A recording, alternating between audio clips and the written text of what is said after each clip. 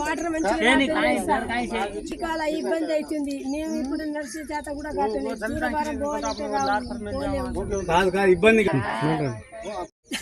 ఈ మురికాలాలు లేవు సార్, మాకు మురికాలాలు లేవు, మళ్ళీ వాటర్ లేవు. మేము దూరభారం పోవాలంటే పెద్ద మనుషులం పోవటం లేదు, చేత కావటం లేదు. ఇప్పుడు మాకు ఎవరి పరిస్థితి చూస్తారు, మీరే చూసుకోవాలి కదా, మీరే చేయాలి. పింఛన్ కూడా రావటం లేదు, మరి ఏం చేస్తారో ఎట్లా చేస్తారో. పింఛన్ కూడా మాట్లాడడం ఆడ వస్తుంది రోడ్ కాడ, ఆ రోడ్ కాడ కూడా మూసేసారు సార్, ఆడ కూడా మూసేసితే మేము చాలా ఇబ్బంది పడి ఇప్పుడు కొనుక్కొని తాగుతున్నాం మంచి నీళ్ళు.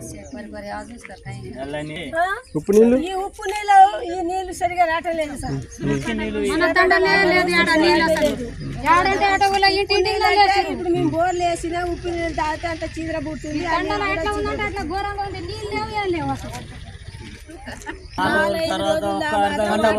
మొత్తం మురికి నీళ్ళు నీకేందే అంటుండే లైన్ వాటర్ ప్రాబ్లం ఉంది. వాటర్ ఒకటి ప్రాబ్లం, మురికాలు ఒకటి ప్రాబ్లం, రెండో ఒకటి వాటర్ ఒకటి మంచిగా రావట్లేవు. ఇంటికి చాలా ఇబ్బంది అవుతుంది.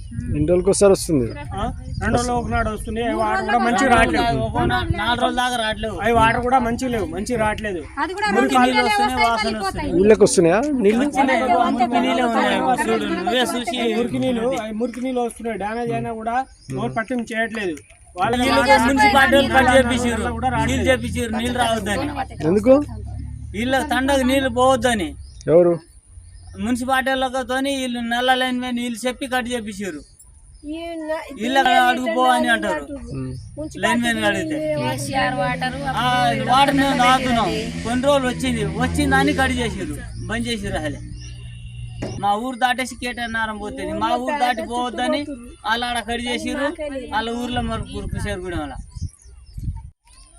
నా పేరు Kothapalli Shivakumar, CPI ML Mass Line party Suryapet జిల్లా కార్యదర్శిని. ఈరోజు మాకు వచ్చిన సమాచారం మేరకు నల్ల చెరువు తండాకు వచ్చాం. నల్ల చెరువు తండాలో ఉన్నటువంటి 80 కుటుంబాలు ఉంటాయి సుమారు. అనేక ఇబ్బందులకు గురవుతున్నారు. ఎలాంటి ఇబ్బందులు అంటే, ముందు మనిషికి అత్యంత అవసరమైంది నీరు, గాలి తర్వాత నీరు. కానీ ఆ నీరు తాగే నీరు లేదు, కనీసం స్నానం చేయడానికి నీళ్ళు లేవు. కొంతమంది తన శక్తి మేరకు బోర్లు వేసుకున్నారు, కానీ ఆ బోరు వాటర్ కూడా ఉప్పులుగా ఉన్నాయి. తర్వాత ఇక్కడ ఈ బోరు వాటర్లో ఫ్లోరైడ్ ఉంది. ఈ ఫ్లోరైడ్ నీళ్లు పొరపాటున కనుక తాగితే, చిన్నపిల్లలు కానీ పెద్దలు కానీ తాగితే రేపు కాలేజీలు బయటపడేటువంటి అవకాశం ఉంది. ఇది మాజీ మంత్రి ప్రస్తుత ఎమ్మెల్యే జగదీశ్వర్ రెడ్డి గారు దత్తత తీసుకున్నటువంటి దత్తత తండా కాబట్టి దీని మీద సరైన ఫోకస్ చేయకుండా, తాను ఏమాత్రం ఇంట్రెస్ట్ పెట్టకుండా ఈ సూర్యాపేట పక్కనే ఉండే తండాన్ని డెవలప్ చేయకుండా డెవలప్మెంట్కు ఆమడ దూరంలో ఉంచేలా చేశారు. ఇక్కడ ఉన్న ప్రజలు ముఖ్యంగా నీటి కోసం అవసరాలు పడుతూ ఉన్నారు. నీరు వచ్చిన 4-5 రోజులకోసారి వస్తుంది. ఒకవేళ వస్తే ఆ నీటిలో మురికి నీళ్ళు ఉంటాయి. అక్కడ ఉన్నటువంటి మెయిన్ పైప్ లైన్ దిగి ఆ పైప్ లైన్లో మున్సిపల్ వాటర్ అంటే మనది మురికి కాలువల నీళ్లు కలిసినాయి.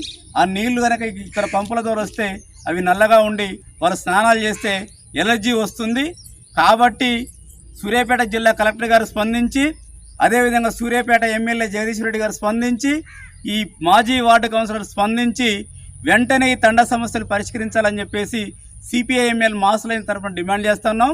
ఈ సమస్య ముఖ్యంగా దీనికి మురికి కాలువలు లేవు. మురికి కాలువలు లేకపోవడం వల్ల ఎక్కడి వాటర్ అక్కడే స్టోర్ అయ్యి రేపు వర్షాకాలం రాబోతా ఉంది. అంటువ్యాధులు వచ్చేటువంటి ప్రమాదం ఉంది.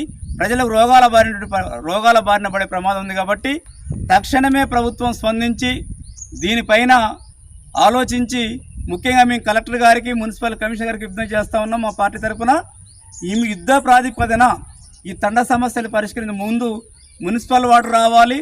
అదేవిధంగా మిషన్ భగీరథ పైపులు పగిలినటువంటి రిపేర్ చేసి ఆ పైపులు వేయాలి. అదేవిధంగా సైడ్ కాలువలు నిర్మించాలి.